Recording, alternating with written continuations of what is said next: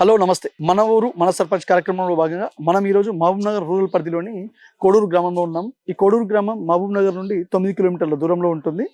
ఇక్కడ 2400 మంది ఓటర్లు ఉంటారు. అయితే ఇక్కడ సర్పంచ్కి రిజర్వేషన్ వచ్చేసి బీసీ లేడీ రావడం జరిగింది. గతంలో 2019లో ఇక్కడ బీసీ జనరల్ ఉండిండే. అయితే ఇక్కడ ప్రధాన పోటీ 3 ప్రధాన పార్టీలు బలపరిచిన వ్యక్తుల మధ్య ఉంది. ఒకటి కాంగ్రెస్, మరొకటి బీఆర్ఎస్, మరొకటి బీజేపీ. అయితే ఇప్పుడు ఎవరైతే క్యాండిడేట్స్ లేడీస్ నిలబడ్డారో వాళ్ళకి సంబంధించిన వ్యక్తులు బీసీ జనరల్ ఉన్నప్పుడు ఆ ముగ్గురే గతంలో కూడా ఉన్నారు. అయితే ఇది మేజర్ మహబూబ్నగర్లో ఉన్న 24 గ్రామ పంచాయతీలో కోడూరు గ్రామ పంచాయతీ చాలా మేజర్ గ్రామ పంచాయతీ. అండ్ ఇక్కడ ఎప్పుడైనా సరే 3 ప్రధాన పార్టీల మధ్య ఫైట్ చాలా టఫ్ గా ఉంటుంది. ఇక్కడ మనం చూస్తే కాంగ్రెస్ బలపరిచిన వ్యక్తి రవీందర్ ముదిరాజ్ అనే వ్యక్తి, ఆయన ముదిరాజ్ సామాజిక వర్గానికి చెందిన వ్యక్తి. అయితే ఇక్కడ ముదిరాజ్ ఓట్లు దాదాపు ఒక 700 వరకు ఉంటాయి. అయితే ఎవరైతే బీఆర్ఎస్ పార్టీ బలపరిచిన వ్యక్తి శ్రీకాంత్ గౌడ్, అదేవిధంగా భారతీయ జనతా పార్టీ బలపరిచిన వ్యక్తి రాజు గౌడ్ అని ఉన్నారని సమాచారం. అయితే ఇక్కడ ఓట్లు గౌడ్స్ ఓట్లు కూడా ఇప్పుడు ముదిరాజ్ ఓట్లు ఒక 700 ఉంటే గౌడ్స్ ఓట్లు వాళ్ళకంటే ఒక 50-60 ఓట్లు తక్కువ ఉంటాయి. అయితే ఇక్కడ ఏంటంటే ముదిరాజులు ఇంతకుముందు గతంలో చూసుకుంటే కూడా కొంచెం ముదిరాజు కూడా గౌడ్స్ వేరే వాళ్ళకి వేయడం వల్ల ముదిరాజు నుండి కాకుండా గౌడ్స్ కమ్యూనిటీకి వెళ్ళి ఉన్నాయని సర్పంచ్ గా నెగ్గిండు శ్రీకాంత్ గౌడ్ అనే వ్యక్తి. అయితే ఈసారి ఎలా అంటున్నారంటే ఊర్లో కూడా చూస్తే ఈసారి ఈ కుల ప్రాతిపదికన ఓట్లు అంటే గౌడ్స్ తీసుకున్నా లేకపోతే ముదిరాజు తీసుకున్నా కాంగ్రెస్కి ముదిరాజు ఓట్లు సాలిడ్గా కాంగ్రెస్కి పడితే గెలిచే అవకాశం ఉన్నాయి అని అంటున్నారు. అయితే ఇక్కడ అంతా అంటే ఓవరాల్గా మనం ఒక సర్వే చేస్తే ఇక్కడ మనకు తెలిసిన విషయం ఏంటంటే ఇట్లా ముదిరాజులు గౌడ్స్ అని కాకుండా ఇక్కడ ఎస్సీ ఓట్లు చాలా కీలకం ఉన్నాయి. ఎందుకంటే గ్రామంలో ముదిరాజు ఓట్లు ఎక్కువ ఉన్నాయి, దాని తర్వాత గౌడ్స్ ఓట్లు, దాని తర్వాత చూస్తే ఎస్సీ ఓట్లే దాదాపు ఒక 450-500 ఓట్లు ఉన్నట్టు తెలుస్తుంది. సో ఇక్కడ ఉన్న ఎవరైతే ఎస్సీ సామాజిక వర్గం వాళ్ళు ఓట్లు ఎవరికి ఇస్తారో వాళ్ళే గెలిచే అవకాశాలు ఎక్కువగా ఉన్నాయని ఇక్కడ ప్రజలు అంటున్నారు. అయితే చూద్దాం ఇక్కడ సమస్యలు కూడా మనం చూస్తే కోడూరు మహబూబ్నగర్కి దగ్గరలో ఉండడం, ఇక్కడ కూడా పెద్ద నాయకులు కూడా ఉండడం, ఈ గ్రామం నుండి గ్రామం అభివృద్ధి చెందింది. అయితే కానీ ఇక్కడ మాత్రం సర్పంచ్ అనేది చాలా ప్రెస్టేజియస్ గా చాలా హోరాహోరీగా ఫైట్ మాత్రం జరుగుతుందని చాలా క్లియర్ గా తెలుస్తుంది. ఎందుకంటే ఇక్కడ ఎవరిని అడిగినా అంత ఈజీగా అయితే లేదు. కోడూరు గ్రామ పంచాయతీ ఎలక్షన్ ఎప్పుడు కూడా అంత ఈజీగా ఉండదు. ఈసారి అయితే చాలా చాలా టఫ్ గా ఉంది. 3 ప్రధాన పార్టీల మధ్య పోటీ గట్టిగానే ఉంది. కానీ ఫైనల్ గా మాత్రం కాంగ్రెస్ అనేది ముందంజలో ఉండే అవకాశాలు కూడా ఉంటున్నాయని అంటున్నారు. చూద్దాం ఇంకా మనం అంటే గ్రామంలో తిరిగి అసలు ఏ పార్టీకి ఎందుకు మొగ్గు చూపుతున్నారు ప్రజలు, అదే విధంగా ఇక్కడ సమస్యలు ఏమున్నాయి అనే విషయాలు మనం తెలుసుకునే ప్రయత్నం చేద్దాం. కోడూరులో ఇప్పుడు ముగ్గురు మధ్యలో పోటీ చాలా ఉందని తెలుసు, చాలా గట్టి ఫైట్ ఉంది. అయితే ఎవరు అంటే కొంచెం ఓట్లతో ఎవరు గెలిచే అవకాశం ఉంది? అత్యధిక మెజార్టీతో రవిసారి గెలుస్తున్నాడు. ఉంగరం గుర్తు అంటే కాంగ్రెస్ బలపరిచిన కాంగ్రెస్. ఎందుకు ఆయన ఎందుకు గెలుస్తారు అనుకుంటున్నారు? ఆయన మంచి కరెస్పాండెంట్, ఒక పంతులు, మంచి స్టడీ ఉంది, పూర్ మ్యాన్, బీదం మంచి.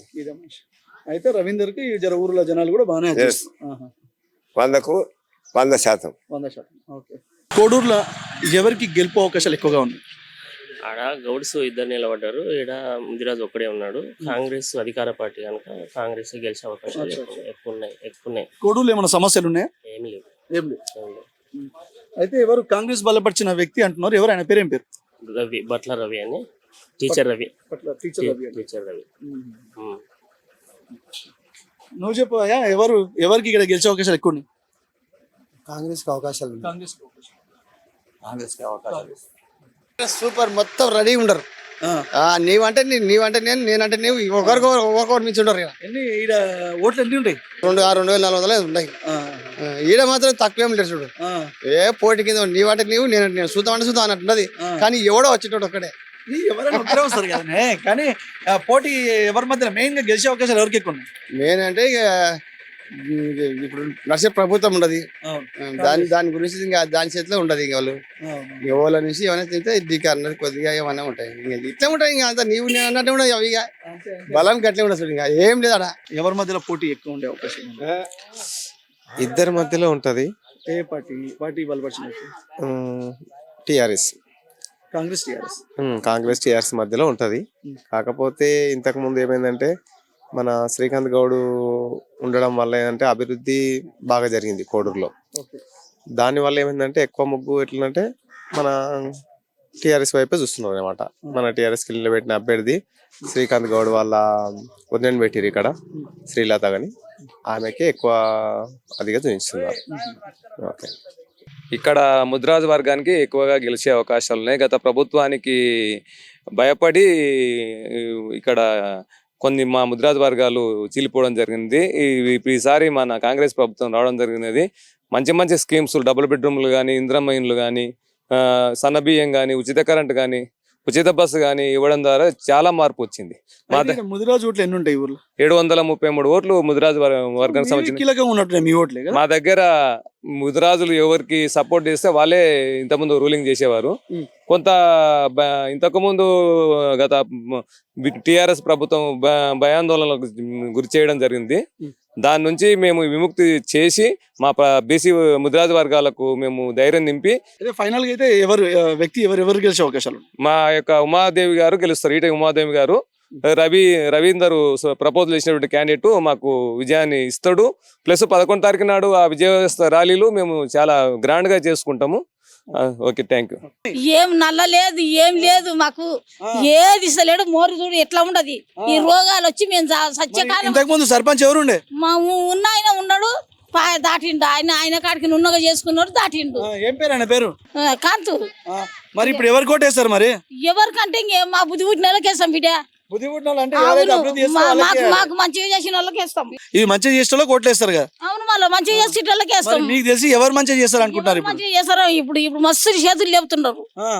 నేను చేస్తా అంటే నేను చేస్తా అంటాం. మరి అవన్నీ ఇట్లా ఉండయి. వాళ్ళ ఇండ్ల కాడికి ముద్దుగా నున్నగా వేసుకున్నారు. ఇప్పుడు మాది ఇట్లా ఉంది కాబట్టి నా సంసారం జరిపించుకుంటున్నాం బిడ్డ, ఇంకంతే. ఇప్పుడు ఎక్కువ గెలిచే అవకాశం ఎవరికి ఉందంటే రవీందర్ ముదిరాజుకు, ఉమాదేవికి మంచి హోరావోరు ఉంది. గెలుపుకు సిద్ధం అయిపోయింది. అయితే రవీందర్, ఉమాదేవి అంటే వాళ్ళు ఏ పార్టీ బలపరిచిన వ్యక్తులు? వాళ్ళు కాంగ్రెస్ పార్టీ బలపరిచిన వాళ్ళు. వాళ్ళకు అంటే రవీందర్ ఏంటంటే ఏమైంది అనే సమస్య ఒకసారి మనం చెప్తే ఆ సమస్యను తీరే వరకు మంచిగా పని చేస్తాడు. పేద కుటుంబాలకు మనం ఏమైతుందంటే పేదవాళ్ళకు ఇండ్లు లేకపోతే వాళ్ళకి ఇండ్లు ఇచ్చి, వాళ్ళకు ఏమి ఇల్లు లేని వాళ్ళకే చూసి వాళ్ళకు ఉందా లేదా అనేది తీసుకొని వాళ్ళకి ఇండ్లు ఇస్తున్నాడు. ఎవరికి ఇంతవరకు ఒక 50 ఇండ్లు వచ్చినాయి, ఇందిరమ్మ ఇండ్లు కోడూరు గ్రామంలో.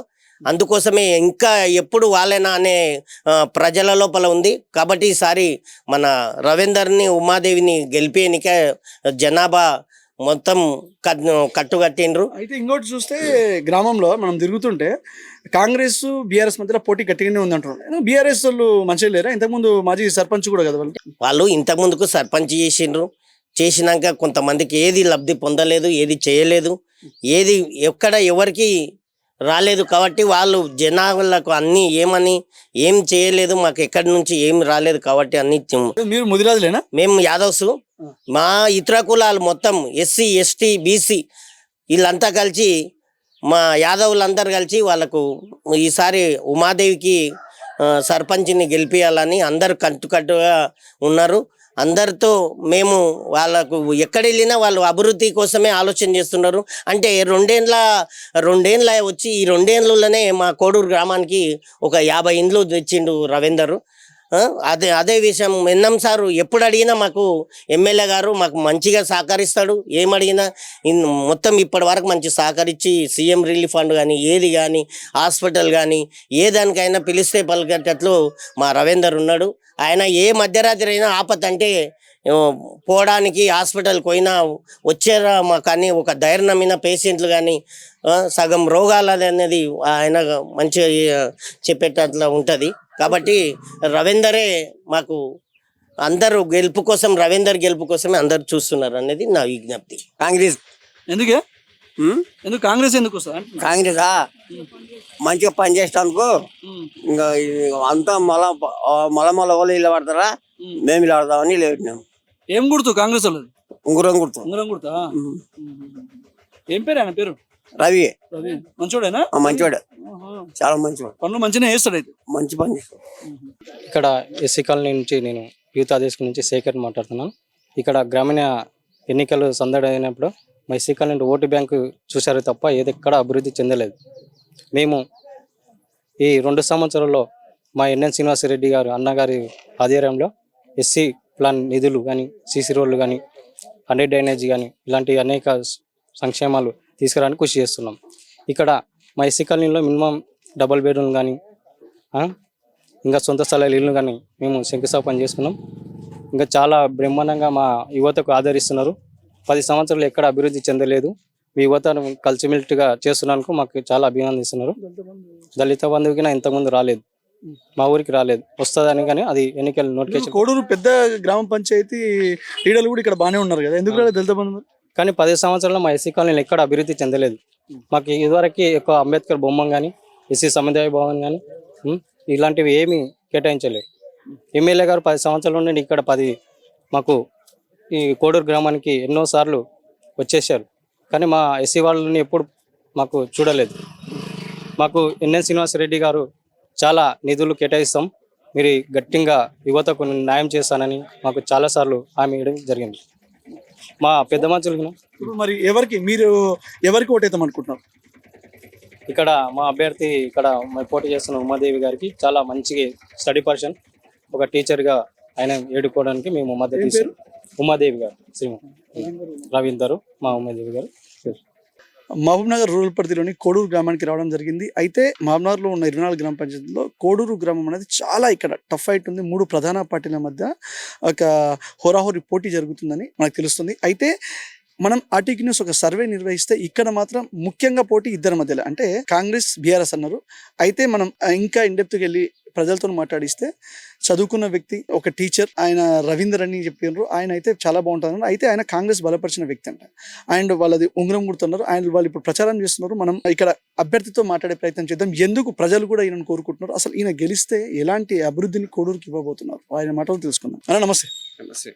అన్న, మీరు అసలు సర్పంచ్ కు ఎందుకు నామినేషన్ వేయాలనుకున్నారు? మీరు గెలిస్తే గ్రామాన్ని ఎలా అభివృద్ధి చేస్తారు? ఇప్పటి వరకు ప్రభుత్వం తీసుకునేటటువంటి సంక్షేమ పథకాల్లో ప్రజలందరూ కూడా ప్రభుత్వాన్ని, ప్రజెంట్గా జనాలందరూ కూడా ప్రభుత్వాన్ని చాలా అప్రిషియేట్ చేస్తూ ఉన్నారు. ఎందుకంటే కాంగ్రెస్ ప్రభుత్వం వచ్చిన తర్వాత ప్రజలకు సంక్షేమ పథకాలని ప్రతి ఒక్క పేదవాడికి మేము ఎక్కడ కూడా పక్షపాతం లేకుండా ప్రజెంట్గా ప్రజలకి మేము అందిస్తున్నాం. కాబట్టి ప్రజలందరూ మాకు మద్దతుగా ప్రజెంట్గా ముందుకెళ్ళడానికి సహకరిస్తున్నారు. అయితే ఇంకొకటి ఆలోచిస్తే మనము గతంలో 2019లో ఎవరైతే సర్పంచ్ అయినారో తర్వాత వాళ్ళు ఎన్నో పనులు చేసిండ్రు, కానీ బిల్లులు రావడం లేదని చాలా మంది సూసైడ్ కూడా చేసుకున్నారు. అందుకోసమనే ఎవరు సర్పంచ్కి ఎందుకు వేస్తున్నారు మీరు అని అంటున్నారు. లక్షలు పెట్టి అయినా కూడా జనాలు ముందరకు వస్తున్నారు, గెలవాలని ట్రై చేస్తున్నారు. మరి ఇవన్నీ తెలిసి కూడా మీరు ఒక టీచర్ అంట, తెలిసి కూడా మీరు మళ్ళీ సర్పంచ్కి వేసిండ్రు, మీరు గెలిస్తే మరి రేపన్నాడు పనులు చేస్తే బిల్లులు వస్తాయా? మీకు అలాంటి భయం అంటూ ఏం లేదా? అలాంటివి ఏమి లేదండి. ఖచ్చితంగా ఇది ప్రజా ప్రభుత్వం, ప్రజా సంక్షేమాన్ని కోరుకునేటటువంటి ప్రభుత్వం. కాబట్టి ఖచ్చితంగా ఇది రేవంత్ రెడ్డి గారు అన్నీ తెలిసినటువంటి వ్యక్తి. ఖచ్చితంగా పనుల విషయంలో ఎక్కడ కూడా, బిల్లుల విషయంలో ఎక్కడ కూడా జాప్యం చేయడని ప్రతి ఒక్కరూ తెలుసు.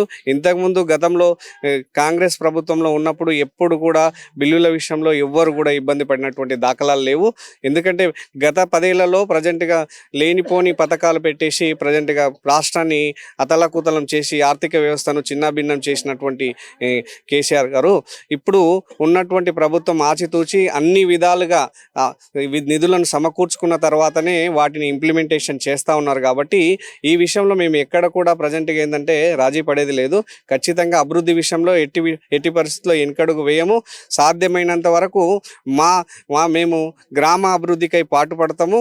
ఖచ్చితంగా నిధులు వచ్చినా రాకపోయినా ప్రజల యొక్క సంక్షేమం కోసం మేము ఖచ్చితంగా పాటుపడతామని ఈ సభకు తెలియజేస్తున్నాం. అయితే ఇంకొక ముఖ్య విషయం ఆలోచిస్తే గతంలో 2019లో బీసీ జనరల్ వచ్చిందండి, ఈసారి బీసీ మహిళ వచ్చింది. మీ భార్య ఇక్కడ అభ్యర్థి అనుకుంటాను.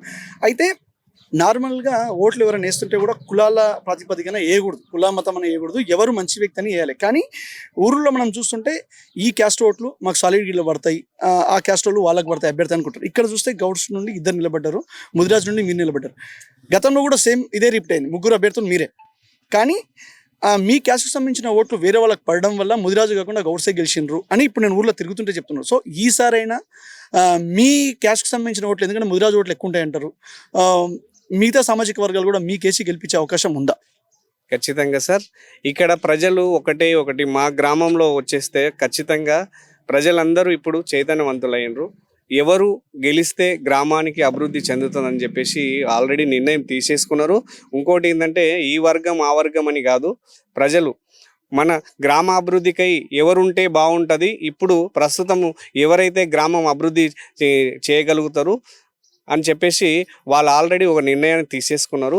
కాబట్టి వాళ్ళు ఎట్టి పరిస్థితుల్లో కుల మతాలను చూడరు అని నేను అనుకుంటున్నా. ఎందుకంటే ఇంతకుముందు ఉన్నటువంటి ప్రభుత్వంలో ప్రజెంట్గా ఇంతకుముందు ఉన్నటువంటి పాలకులు కులాన్ని అడ్డం పెట్టుకొని చెప్పేసి ప్రజెంట్గా ఇదేది పబ్బం గడుకునే ప్రయత్నాలు చేసినారు. కానీ ఇప్పుడు ప్రజల్లో అందరిలో కూడా చైతన్యం వచ్చింది.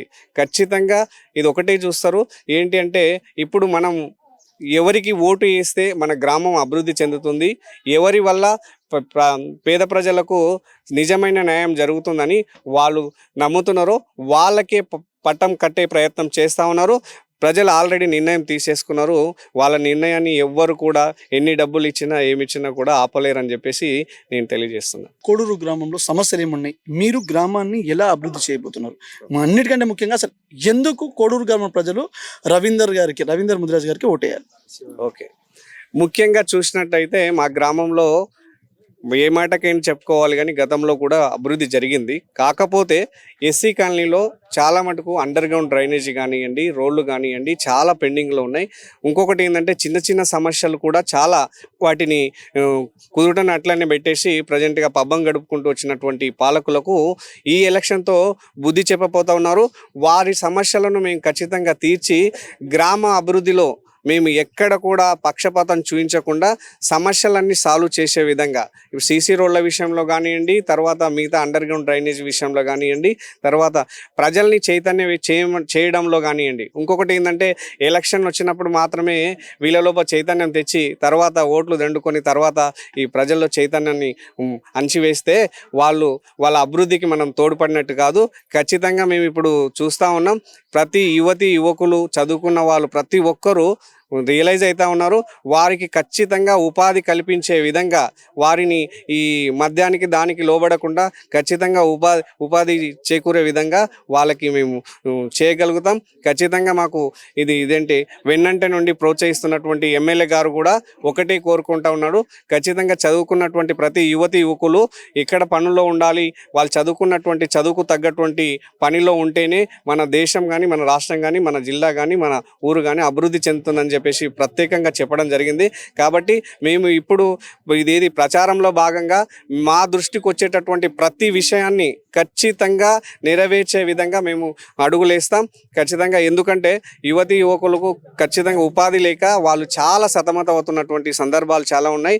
ఎందుకంటే గత 10 ఏళ్లలో బీఆర్ఎస్ ప్రభుత్వం ఎక్కడ కూడా నోటిఫికేషన్లు ఇవ్వకుండా చదువుకున్నటువంటి విద్యార్థులని మభ్యపెట్టి అప్పుడు నోటిఫికేషన్లు అని చెప్పేసి మభ్యపెట్టి వాళ్ళని నిరుద్యోగులుగా మిగిల్చినటువంటి ఘనత బీఆర్ఎస్ పార్టీకే వస్తుంది. కాబట్టి ఆ ప్రాబ్లం ఇప్పుడు కాకుండా ఖచ్చితంగా చదువుకున్నటువంటి ప్రతి ఒక్కరికి ఏదో ఒక ఉపాధి కల్పించే విధంగా గ్రామాన్ని చైతన్యవంతం చేసి ముందుకు నడిపే విధంగా మేము ముందుకెళ్తామని చెప్పేసి తెలియజేస్తున్నాం. చివరగా మీ కోడూరు గ్రామ ప్రజలకు మీరేం చెప్పాలనుకుంటున్నారు? ప్రజలకి వారు ఆకాంక్షిస్తున్నటువంటి అభివృద్ధి, వారు ఆకాంక్షించేటటువంటి మార్పు ఖచ్చితంగా గ్రామంలో జరగబోతా ఉంది.